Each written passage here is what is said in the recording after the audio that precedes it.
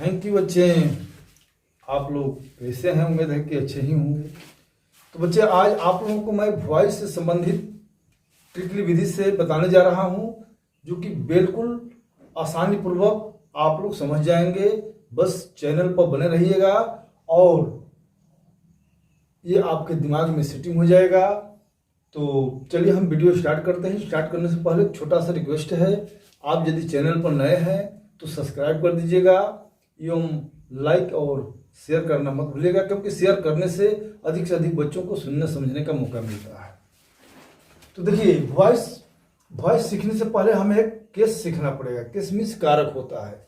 English में 3 कारक होते हैं, एक nominative case, possessive case, objective case. कर्ता कारक, संबंध कारक और कर्म कारक। तो नॉमिनेटिव केस में होता है जैसे आई का possessive my, object me. We का पोसेसिव आवर और ऑब्जेक्टिव अस। यू का पोसेसिव योर और ऑब्जेक्ट यू होता है। दे का ऑब्जेक्ट देयर और पोसेसिव देम होता है। ही का हिज और ऑब्जेक्ट हिम होता है। सी का हर और यहां पर भी हर होता है।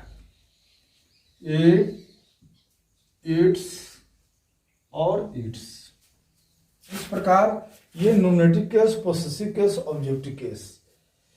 तो हमें इस वॉइस में नॉमिनेटिव और ऑब्जेक्टिव का इस्तेमाल करना है, इस पर विशेष ध्यान देना है, क्योंकि इन्हीं के आधार पर हम वॉइस सीखेंगे और इनका उपयोग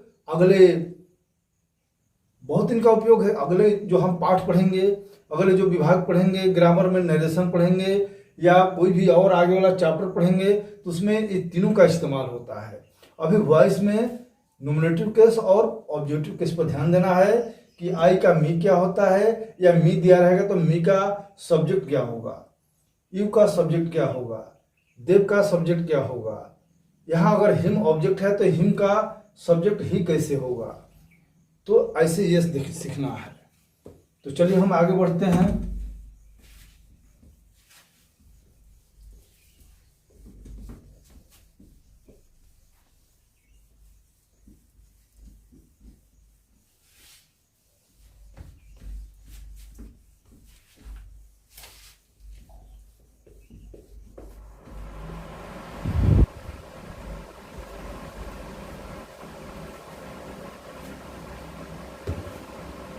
ये जो वॉइस है वो 2 प्रकार का होता है।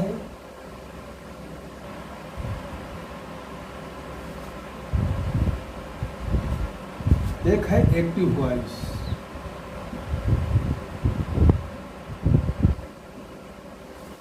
दूसरा है पैसिव वॉइस।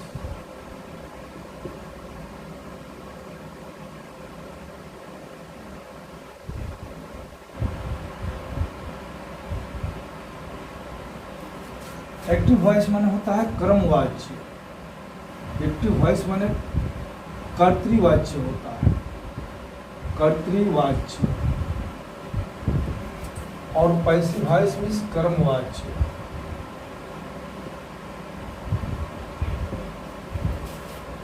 तो हम लोग जितना टेंस पढ़े हैं, तो टेंस पर जितने भी ट्रांसलेशन बनाए हैं, तो वो सब एक कर्तृवाच्य है, यानी एक्टिव वॉइस है। वो एक्टिव वॉइस है, उसको हम अब पैसिव वॉइस में चेंज करना है। हम कैसे करेंगे, इस पर ध्यान देना है कि एक्टिव वॉइस से हम पैसिव वॉइस में कैसे चेंज करते हैं। एक कर्तृवाच्य यानी एक्टिव वॉइस का मतलब क्या होता है, यानी जिस वॉइस में सब्जेक्ट का महत्व होता है, यानी सब्जेक्ट की प्रधानता होती है, यानी इसके सब्जेक्ट के अनुसार वर्ब पर्सन जो भी है इसके अनुसार चेंज होता है।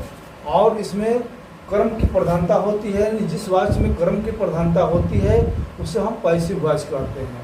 इसमें ऑब्जेक्ट की प्रधानता है और ऑब्जेक्ट के अनुसार वर्ब और नंबर पर्सन सब होता है। और ये कर्तृवाच्य है जिस वाच्य में कर्ता की प्रधानता होती है उसे हम कर्तृवाच्य कहते हैं। तो जितना हम टेंस पढ़े हैं सब एक्टिव वॉइस है। अब उसी को हम पैसिव वॉइस में कैसे चेंज करेंगे, तो चलिए हम चलते हैं। पहला है प्रेजेंट। प्रेजेंट का पहला भेद present indefinite. Present indefinite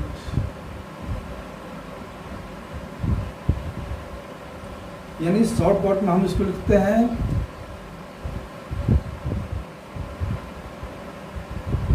present indefinite.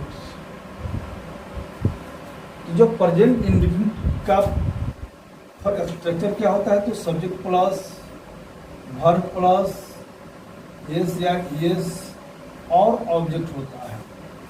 बस इसी को हमें पैसिव वॉइस में चेंज करना है। पैसिव वॉइस में कैसे चेंज करेंगे, इसका फॉर्मूला हो जाएगा subject plus is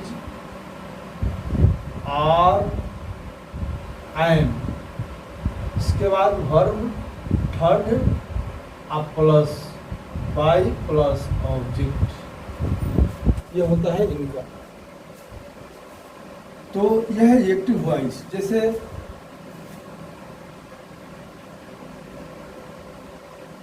I play ए बाल, ये एक्टिव प्रेजेंट इंडेफिनिट का एक्टिव वॉइस है। अब इसे हम प्रेजेंट को हम थोड़ा पूरा लिख देते हैं प्रेजेंट, प्रेजेंट इंडेफिनिट, ये एक्टिव वॉइस है। अब एक्टिव वॉइस का नियम है कि एक्टिव वॉइस से हम पैसिव वॉइस में कैसे चेंज करेंगे, तो एक्टिव वॉइस का जो सब्जेक्ट है वो पैसिव वॉइस में ऑब्जेक्ट हो जाता है, यहाँ आ जाता है, और एक्टिव वॉइस का जो ऑब्जेक्ट है वो पैसिव वॉइस में सब्जेक्ट बन जाता है। अब इसके सब्जेक्ट के अनुसार हमें इज आर एम का प्रयोग करना है, और जो वर्ब है इनको थर्ड फॉर्म में कर देना है, तीसरा रूप में, पास्ट पार्टिसिपल रूप में कर देना है। इसके बाद हम बाई का प्रयोग करेंगे और फिर आई का यहाँ हम ऑब्जेक्ट बनाएंगे। आई जो है ऑब्जेक्टिव केस में हो गया, अभी यहाँ पर नॉमिनेटिव केस में है, तो आई का ऑब्जेक्टिव मी होता है। ऐसे हम इसको चेंज करेंगे। तो चलिए देखिए कैसे होता है। तो एक्टिव वॉइस का जो ऑब्जेक्ट है वो पैसिव वॉइस में सब्जेक्ट हो जाता है। अब यहाँ पर आ जाएगा ए बाल, अबाल। अब इसके अनुसार इज आर एम में से कौन लगेगा, तो इज का प्रयोग करेंगे। इसके बाद वर्ब थर्ड यानी प्ले का पास्ट पार्टिसिपल रूप, तीसरा रूप प्लेड, इसके बाद बाई। अब हम क्या करेंगे, ये आई जो है अब ऑब्जेक्ट बन गया, तो आई का ऑब्जेक्टिव मी होता है। अभी हम आप लोगों को भी nominative case, possessive case, objective case दिखाए हैं, उसको याद कर लीजिए। और इसमें ज़्यादा नॉमिनेटिव केस और ऑब्जेक्टिव केस का ही इस्तेमाल होता है। तो एक्टिव वॉइस में जो भी सब्जेक्ट है वो ऑब्जेक्ट बन जाता है, और इसमें जो भी ऑब्जेक्ट है वो सब्जेक्ट बन जाता है। इस प्रकार हम प्रेजेंट इंडेफिनिट के सेंटेंस को, यानी प्रेजेंट इंडेफिनिट का यह स्ट्रक्चर है, और इनके सेंटेंस को पैसिव वॉइस में हम इस स्ट्रक्चर पर चेंज ढाल देंगे। तो चलिए इसमें हम देखते हैं। तो अभी ये ऑब्जेक्ट जो है सिंगल आया है। यदि एक और जैसे आता है यू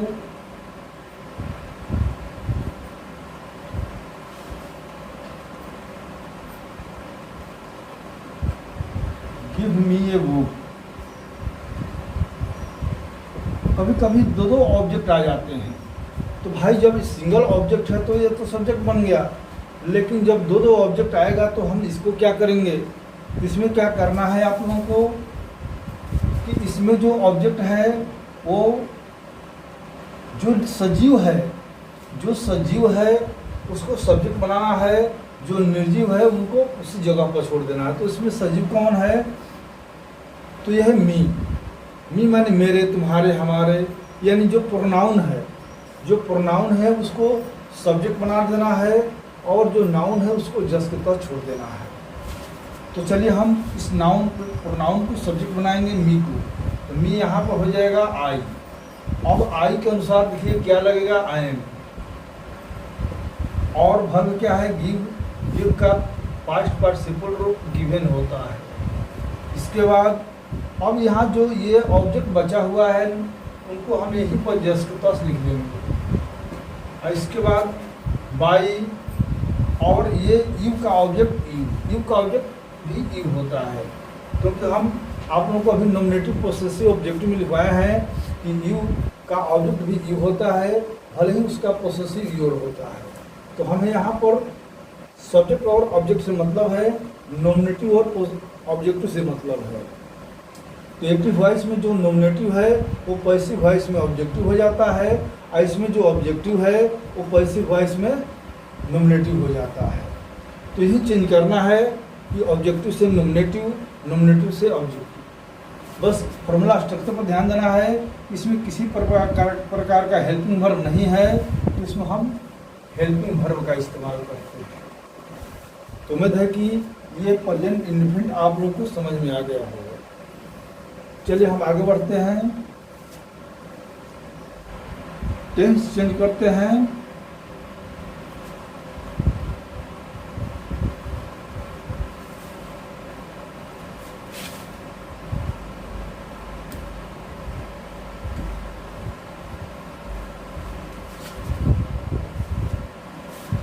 प्रेजेंट का दूसरा भेद है प्रेजेंट कंटिन्यूअस। चलते हैं प्रेजेंट कंटिन्यूअस में। तो प्रेजेंट कंटिन्यूअस के टेंस यानी एक्टिव वॉइस का स्ट्रक्चर होता है subject plus is, are, am plus verb, ING और प्लस ऑब्जेक्ट। ये प्रेजेंट कंटिन्यूअस का स्ट्रक्चर होता है एक्टिव वॉइस का। अब इसको हम पैसिव वॉइस के स्ट्रक्चर में कैसे चेंज करेंगे? तो इसका स्ट्रक्चर होता है सब्जेक्ट प्लस, इसमें जो हेल्पिंग वर्ब है वो जस्ट के तस रहेगा, इज, आर, एम प्लस में एक बीइंग लग जाएगा, BEING, बीइंग, अब प्लस वर्ब का थर्ड फॉर्म, अब प्लस वाई, अब प्लस ऑब्जेक्ट, सब जस्ट का तस। देखिए उसमें भी सब्जेक्ट और is are am, verb third, by, object सब कुछ था। इसमें वो क्या बढ़ा तो बीइंग बढ़ गया। क्यों बढ़ गया? क्योंकि जब इजारम है और इसमें भी हम इजारम दे देंगे तो फिर दोनों में कोई फर्क नहीं रहेगा। इसलिए इसमें जो रहेगा, जो एक्टिव वॉइस में जो भी हेल्पिंग वर्ब होगा उसमें कुछ ना कुछ वृद्धि करना है। तो क्या चीज़ का वृद्धि करना है? तो बीइंग का वृद्धि कर देंगे। यानी ताकि ये महसूस हो कि एक्टिव वॉइस से ये पैसिव वॉइस में हमने इस तरह का चेंज किया है। और बाकी जो है सब्जेक्ट उसमें भी वर्ब थर्ड बताए थे, बाई ऑब्जेक्ट उसमें भी था। तो चलिए इसका एग्जांपल देखते हैं। जैसे I am playing a ball. तो I am playing a ball ये जो है प्रेजेंट कंटिन्यूअस का सेंटेंस है। अब इसको हम पैसिव वॉइस में कैसे करेंगे? तो नियम है कि एक्टिव वॉइस का जो नॉमिनेटिव है, सब्जेक्ट है, वो पैसिव वॉइस में ऑब्जेक्ट हो जाता है, और इसका जो ऑब्जेक्ट है पैसिव वॉइस में सब्जेक्ट हो जाता है। और इस सब्जेक्ट के अनुसार हम इजारम का प्रयोग करेंगे और उनके साथ बीइंग भी जुड़ेंगे। बीइंग तो सबन के साथ जुड़ेंगे, जिसमें इज लगेगा उनके साथ भी जुड़ेंगे, जिनमें आर लगेगा उनके साथ भी जुड़ेंगे, जिसमें एम लगेगा उसके साथ भी जुड़ेंगे। इस प्रकार ए बॉल, अ बॉल, इज, फालतू वही है बीइंग, बीइंग, और वर्ब का तीसरा फॉर्म यानी वर्ब किसी भी रूप में थर्ड फॉर्म में हो जाता है, प्लेड, प्लेड बाई। अब यहाँ आई का ऑब्जेक्ट होता है मी, हो गया। यदि डबल ऑब्जेक्ट होगा जैसे he, is, giving me a book, he is giving me a book, ये प्रेजेंट कंटिन्यूअस का सेंटेंस है।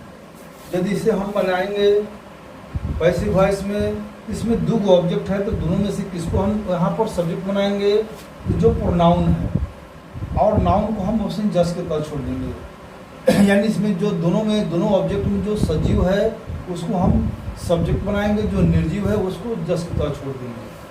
तो यहाँ मी जो है आई बन जाएगा, और आई के अनुसार एम लगेगा, एम में भी बीइंग लगेगा। इसके बाद वर्ब थर्ड गिव का गिवन होता है।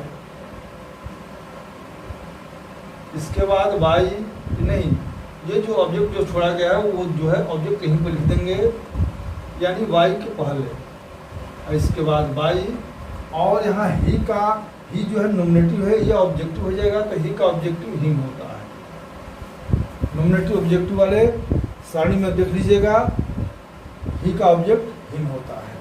इस प्रकार हम आराम से प्रेजेंट कंटिन्यूअस के स्ट्रक्चर को, प्रेजेंट कंटिन्यूअस के सेंटेंस को हम पैसिव वॉइस में चेंज कर देंगे। कैसे करेंगे, तो इस फॉर्मूला पर, यानी जो फॉर्मूला क्या है वही फॉर्मूला इसमें भी रहेगा, एक थोड़ा सा इसमें ये बीइंग चेंज हो जाएगा। यानी इसमें जितना भी हेल्पिंग वर्ब रहेगा उसमें थोड़ा चेंज होता है। बस यही ध्यान देना है कि इसका जो सब्जेक्ट है वो ऑब्जेक्ट बन जाएगा उसमें, और इसका जो ऑब्जेक्ट है यहाँ पर सब्जेक्ट बन जाएगा। अगर डबल ऑब्जेक्ट है तो डबल में जो सजीव है वो यहाँ पर सब्जेक्ट बनेगा, और जो निर्जीव है वो ऑब्जेक्ट ही रह जाएगा। तो इस प्रकार यदि एक ही है दोनों में, तो जो ऑब्जेक्ट है उसी को हम सब्जेक्ट बनाएंगे, चाहे वो निर्जीव हो या सजीव हो।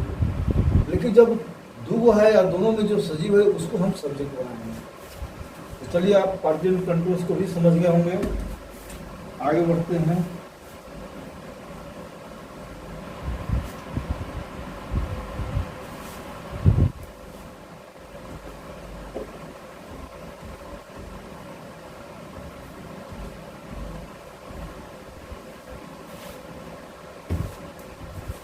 अगला है present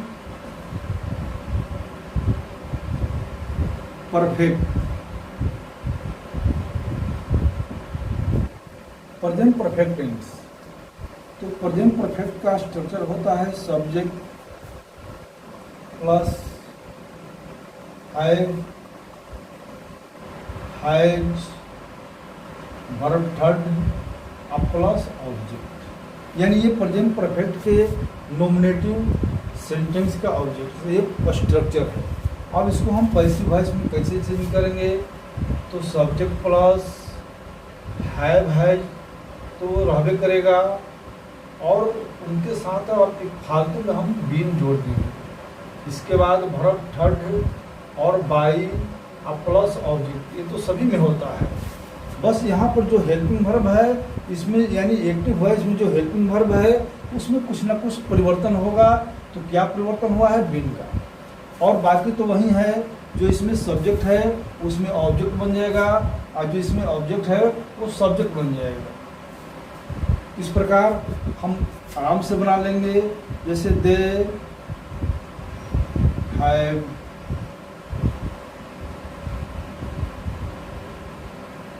they have given me a book. तो देखिए यहाँ पर दो ऑब्जेक्ट है, एक ऑब्जेक्ट हो तो वही यहाँ पर सब्जेक्ट बनेगा, लेकिन दो ऑब्जेक्ट है तो उसमें जो सजीव होगा वो बनेगा। दे अगर यहाँ पर कर देंगे कि they have given us a book. चलिए, यहाँ पर दो ऑब्जेक्ट है, एक अस है, एक बुक है। तो अस प्रोनाउन है, यानी अस सजीव है, ये निर्जीव है, तो इनमें से हम अस को यहाँ पर सब्जेक्ट बनाएंगे। तो अस का देखना है कि अस ऑब्जेक्ट है, तो इस अस ऑब्जेक्ट का नॉमिनेटिव क्या होता है, तो वी। तो यहाँ पर हमें लिखेंगे वी, वी के साथ हैव का प्रयोग, और ये बिन जो है सबन के साथ लगेगा, हैव बिन। इसके बाद गिवन है, ये थर्ड फॉर्म में है, तो थर्ड फॉर्म में इसमें तो किसी भी रूप में हो, लेकिन यहाँ तो थर्ड फॉर्म में ही होगा। इसके बाद बाई, अब बाई नहीं, इसके बाद इसमें देखते हैं डबल ऑब्जेक्ट है, तो गिवन के बाद ये एक ऑब्जेक्ट जो बचा है यहाँ पर लिख देंगे, और इसके बाद हम बाई का इस्तेमाल करेंगे। और दे का ऑब्जेक्ट, अब देखेंगे अपने सारणी में नॉमिनेटिव पोसेसिव ऑब्जेक्टिव केस वाला सारणी में कि दे का ऑब्जेक्टिव क्या होता है, तो दे का ऑब्जेक्टिव देम होता है। बस हो गया। तो एक्टिव से पैसिव वॉइस सीखने में बहुत आराम तरीका है जो मैंने ट्रिक विधि से बता रहा हूँ, और आसानी से आप लोग वीडियो में बने रहिए। और इसको उम्मीद है कि लास्ट तक देखने के बाद आप बिल्कुल वॉइस में परिपूर्ण हो जाएंगे, इसमें कोई संदेह नहीं। चलिए हम आगे बढ़ते हैं।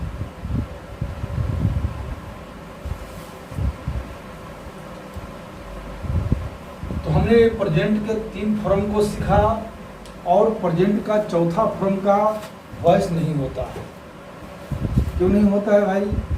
क्योंकि चौथा फॉर्म में हैव हैज बीन, तो अब उस जब हैव हैज बीन पहले ही से है तो उसमें हम और फालतू और अलग से हम क्या चीज़ जोड़ सकते हैं, इसमें कुछ है नहीं। इसलिए प्रेजेंट परफेक्ट जब कंटिन्यूअस आता है तो उनके वॉइस में हम वैसे ही हेल्पिंग वर्ब का इस्तेमाल कर देते हैं, उसमें कोई विशेष चेंज नहीं होता है। इसलिए हमें वॉइस यही सीखना है मेन प्रेजेंट परफेक्ट का। अब हम चलते हैं पास्ट इंडेफिनिट। पास्ट इंडेफिनिट, तो पास्ट इंडेफिनिट का स्ट्रक्चर होता है subject plus verb two plus object. ये पास्ट इंडेफिनिट का स्ट्रक्चर है जो एक्टिव वॉइस कहलाता है। यह है एक्टिव वॉइस। तो एक्टिव वॉइस का ये स्ट्रक्चर है, इसको हम पैसिव वॉइस में चेंज करेंगे तो इसके स्ट्रक्चर में क्या परिवर्तन होगा, तो सब्जेक्ट प्लस, अब यहाँ कोई हेल्पिंग नहीं है तो यहाँ पर वाज लेगा, वाज, वेयर, और प्लस में वर्ब थर्ड और बाई और ऑब्जेक्ट, ये सब पूर्वोत्तर रहेगा, पहले वाला रहेगा, बस वही चेंज। जैसे प्रेजेंट इंडेफिनिट में कुछ कोई हेल्पिंग वर्ब नहीं था तो हमने ईज आर एम का प्रयोग किया था। अब इसमें कोई हेल्पिंग नहीं है तो हम वाज वेयर का प्रयोग करेंगे क्योंकि ये पास्ट टेंस है। तो चलिए हम इसको कैसे बनाएंगे, तो सी वेन टू मार्केट,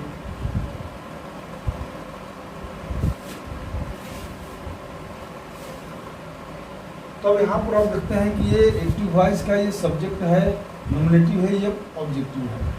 तो इसको हम ऑब्जेक्ट बना देंगे और जो ऑब्जेक्ट है उसको हम सब्जेक्ट बना देंगे। तो दी यहाँ से लगा सकते हैं, दी मार्केट, दी मार्केट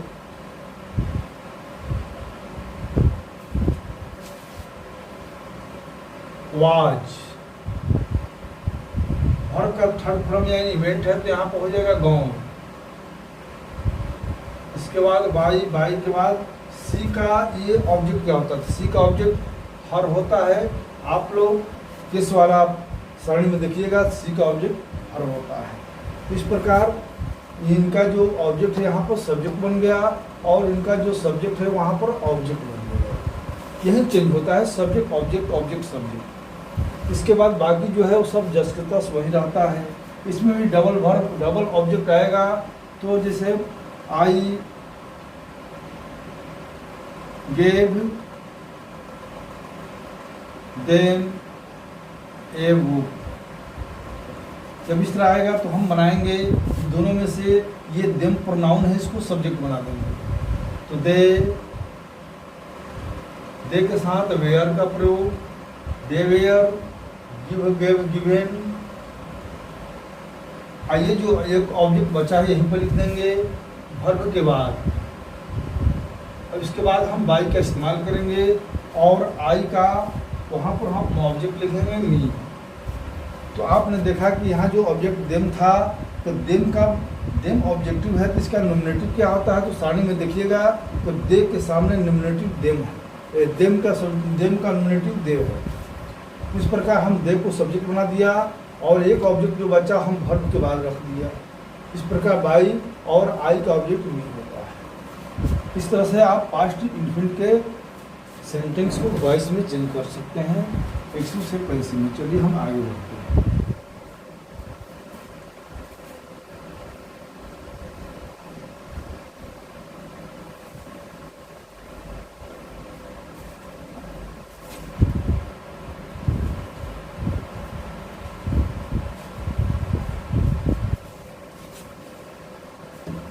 अगला है पास्ट कंटिन्यूअस। पास्ट कंटिन्यूअस का स्ट्रक्चर है subject plus was were plus verb plus ING और प्लस ऑब्जेक्ट।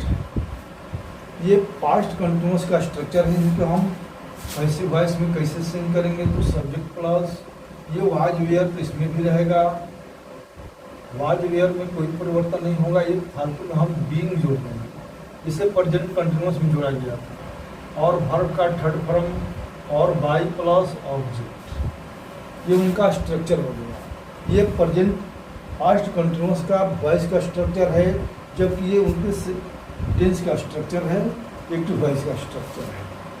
जैसे I was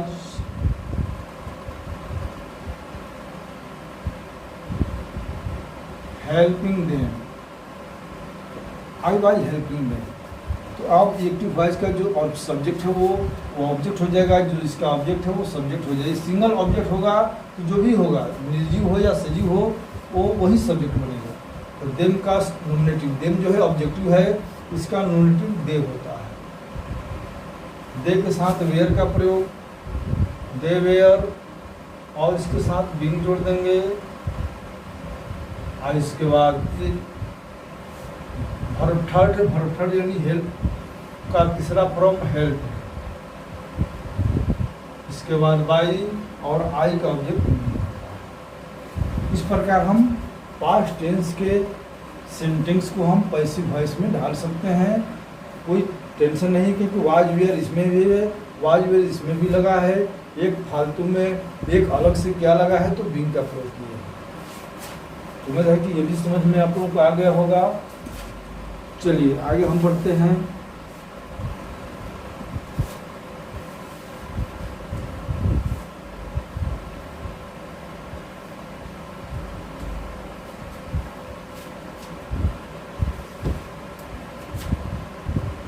past perfect, past perfect tense का एक्टिव वॉइस का स्ट्रक्चर है subject plus had plus verb third plus object. ये past infinite के past perfect के active voice का structure है। इसे हम पैसिव वॉइस में कैसे चेंज करेंगे।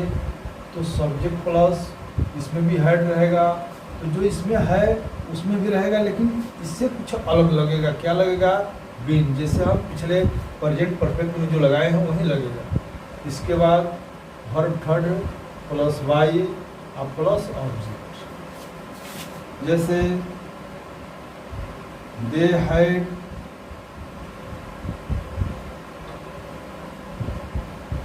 Given her a pen, they had given her a pen. ये प्रेजेंट पास्ट परफेक्ट के एक्टिव वॉइस का स्ट्रक्चर है। इसको हम पैसिव वॉइस का स्ट्रक्चर को कैसे ढालेंगे। तो सब्जेक्ट, यहाँ पर जो दो ऑब्जेक्ट है इसमें से हम हर यानी प्रोनाउन जो है उसको हम सब्जेक्ट बनाएंगे जो सजीव है। तो ये हर का सब्जेक्ट, जो हर का नॉमिनेटिव अभी ऑब्जेक्टिव है, इसका नॉमिनेटिव सी होता है। तो सी और सी के साथ हेड और एक फालतू में बिन लग जाएगा। वर्ब थर्ड यानी गिवन है, तो गिवन वर्ब थर्ड में है ये है। इसके बाद जो ये ऑब्जेक्ट बचा है ये पेन लिख देंगे। इसके बाद बाई, और यहाँ दे का ऑब्जेक्ट, दे नॉमिनेटिव में है, इसका ऑब्जेक्टिव देम होता है। जो हम सारणी लिखे हैं उस सारणी में देख लीजिएगा, उसको रट्टा मार लीजिएगा, तो इसके बाद बिल्कुल अपने आप आने लगेगा। तो देखिए इस स्ट्रक्चर में जो भी है वही इसमें भी है। फालतू में क्या लगा है, हेड के साथ बिन लगा है, जो प्रेजेंट परफेक्ट टेंस में लगा था। चलिए उम्मीद है कि ये भी समझ में आ गया होगा। आगे बढ़ते हैं।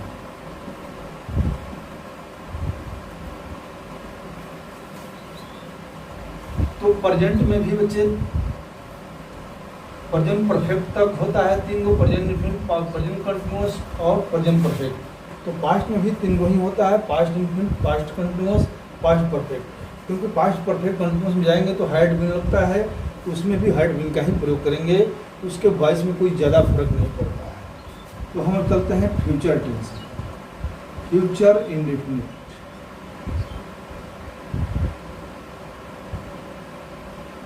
इसका स्ट्रक्चर है सब्जेक्ट प्लस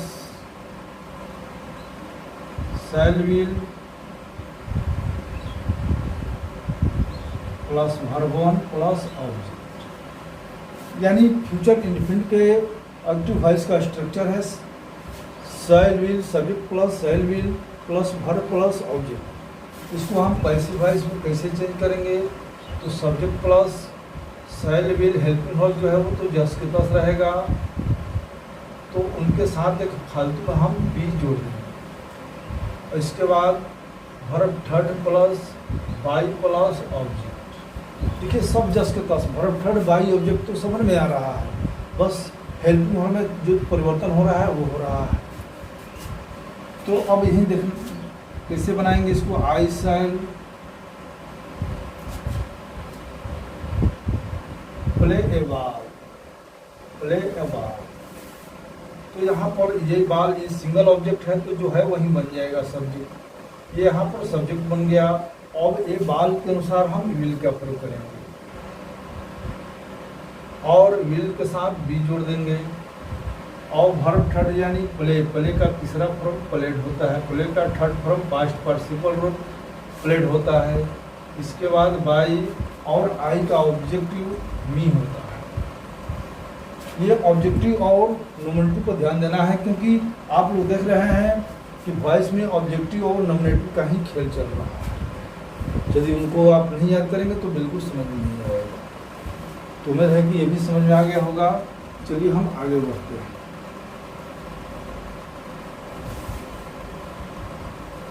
अब आपने फ्यूचर इंडेफिनिट देखा। फ्यूचर इंडेफिनिट के बाद हम कंटिन्यूअस का वॉइस नहीं बनाते हैं। क्यों नहीं? क्योंकि कंटिन्यूअस में विल बी शैल बी का प्रयोग पूर्व पहले से ही होता है। जो हम फालतू लगाना चाहते हैं वो पहले ही से लगा हुआ है, इसलिए इसके वॉइस में कोई खास परिवर्तन नहीं होता और जस्ट के पास होता है। केवल नॉमिनेटिव चेंज होता है तो ऑब्जेक्टिव चेंज, नॉमिनेटिव ऑब्जेक्टिव बनेगा, ऑब्जेक्टिव नॉमिनेटिव बनेगा। अब हम फ्यूचर का फ्यूचर परफेक्ट, फ्यूचर परफेक्ट का स्ट्रक्चर है सेल और सेल विल में हम जोड़ देंगे हैव विल, क्योंकि हैव तो रहता ही है, उसमें एक विल लगा देंगे। और इसके बाद verb third by plus object, इस प्रकार हम उसे बना लेते हैं। तो ये इसका है सेल प्लस विल अब प्लस है, सेल विल है प्लस वर्ब थर्ड अब प्लस ऑब्जेक्ट होता है। अब इसके हम पैसिव वॉइस किसे बनाएंगे? तो ये जो सब्जेक्ट है वो तो जस्ट के तस रहेगा, सब्जेक्ट सेल विल भी वही रहेगा। ये फालतू में हम और हैव भी है, हैव भी रहेगा। और एक फालतू में हम बीन जोड़ देंगे। बीन के बाद verb third plus by plus object. देखिए सेल विल हैव, यानी हैव जो है सेल के साथ भी है, विल के साथ भी है, सेल है विल है, तो इसमें सेल और विल के साथ तो है भाई ये है, ये फालतू में हम बिन जोड़ देंगे। इस प्रकार फ्यूचर परफेक्ट का भी ये पैसिव वॉइस का स्ट्रक्चर तैयार हो गया। अब हम इसको कैसे बनाएंगे? They will have told me, told me, तो मी यहाँ पर ऑब्जेक्ट, यहाँ पर मी ऑब्जेक्ट है, यहाँ पर बन जाएगा सब्जेक्ट। आई, आई के साथ सेल, हैव, बीन, इसके बाद बीन के बाद वर्ब का थर्ड फॉर्म यानी टोल्ड है तो टोल्डर है, टोल्ड थर्ड फॉर्म में है ये है, अब प्लस बाई, और यहाँ पर दे का ऑब्जेक्ट दे हो जाता है। इस प्रकार बच्चे आपने देखा कि फ्यूचर परफेक्ट का टेंस का जो स्ट्रक्चर है सब्जेक्ट के साथ सेल विल और हैव है, यानी सेल के साथ भी हैव है, विल के साथ भी है, तो इसमें भी सब वही रहेगा, सेल विल के साथ हैव भी रहेगा। एक फालतू में बीन लग जाता है। और वर्ब थर्ड बाई ऑब्जेक्ट तो पहले सबन में लगा है, इसमें भी लग रहा है। तो फ्यूचर टेंस का केवल दो ही होता है, फ्यूचर इंडेफिनिट और फ्यूचर परफेक्ट। और फ्यूचर परफेक्ट कंटिन्यूस नहीं होता है। क्यों नहीं होता है? क्योंकि शैल विल या जो साथ जो है विल लग रहा है उसमें भी यही लगेगा। केवल ये नॉमिनेटिव ऑब्जेक्टिव चेंज होगा, बाकी सब जस्ट के तस रहेगा। इसलिए हमें जो सीखना है फ्यूचर इंडेफिनिट और फ्यूचर परफेक्ट। चलिए, टेंस पूर्णतः समाप्त हो गया। अब हम कुछ अदर पर चलते हैं, इसको भी देख लेते हैं।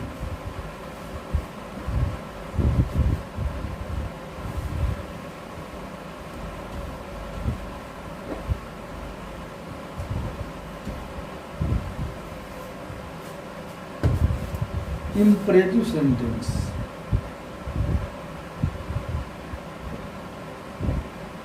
Imperative sentence.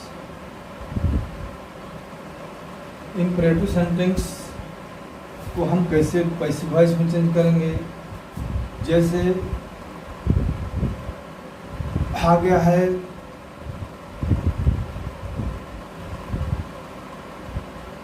ओपन दी डोर, दरवाजा खोलो, ये आज्ञा वाला है। ओपन द डोर, तो ओपन द डोर है, तो हम इसको क्या करेंगे? बस वही नियम, जो यहाँ पर जो ऑब्जेक्ट दिखाई दे रहा है इसको हम सब्जेक्ट बना देंगे। लेकिन उससे पहले एक छोटा सा हम लेट का इस्तेमाल करते हैं। लेट, इसके बाद लेट द डोर, इसके बाद हम बी का इस्तेमाल करते हैं। Let the door be open, let the door be open. Open का स्ट्रक्चर, यानी इसका स्ट्रक्चर हो गया, यानी इम्परेटिव सेंटेंस का स्ट्रक्चर है let plus subject plus be plus verb third. इसमें बाई और इससे कोई मतलब नहीं है। Let plus subject plus be plus verb third, यानी लेट का इस्तेमाल होगा, जो इसमें ऑब्जेक्ट है यहाँ पर सब्जेक्ट बन जाएगा और उनके साथ बी लगेगा और वर्ब का थर्ड। क्या इसमें है सलाहवाचक, ये जो आज्ञा वाला है, यदि सलाहवाचक आएगा help the poor. Help the poor का मतलब गरीबों की मदद करो, यानी गरीबों की मदद करनी चाहिए, तो गरीबों की मदद करो। ये करो या मत करो ये तुम्हारे ऊपर निर्भर, लेकिन ये आज्ञा है, आज्ञा का पालन करना अनिवार्य होता है। इनको करना अनिवार्य वो आपके लिए है, लेकिन समझाने वालों के लिए नहीं है। समझाने वाला समझा दिया, तुम करो चाहे मत करो। तो इसके लिए हम क्या प्रयोग करते हैं? सब्जेक्ट प्लस शुड,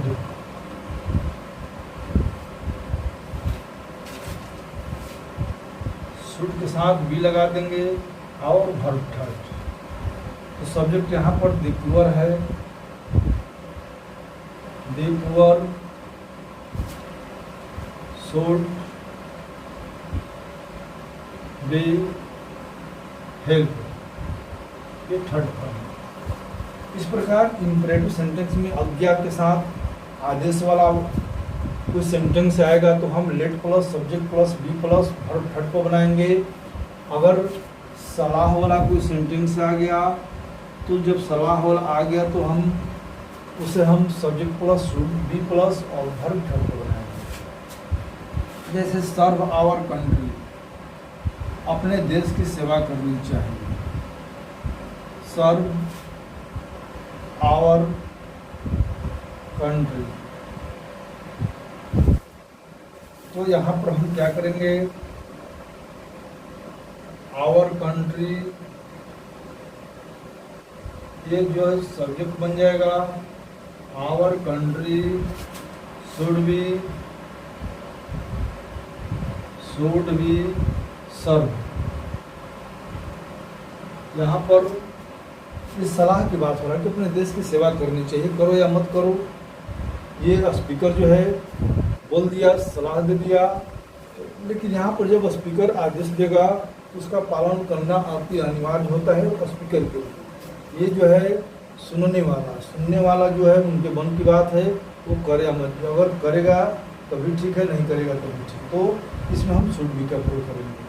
तो इसके लिए दो तरह का इसमें हो गया, एक हो गया इम्परेटिव सेंटेंस, एक सलाहवाचक। तो चलिए आज का ये वॉइस पूर्णतः समाप्त हो गया। अब हम अगले चैप्टर में चलेंगे जो अगले वीडियो में पुनः भिन्न होगा। जय हिंद जय भारत।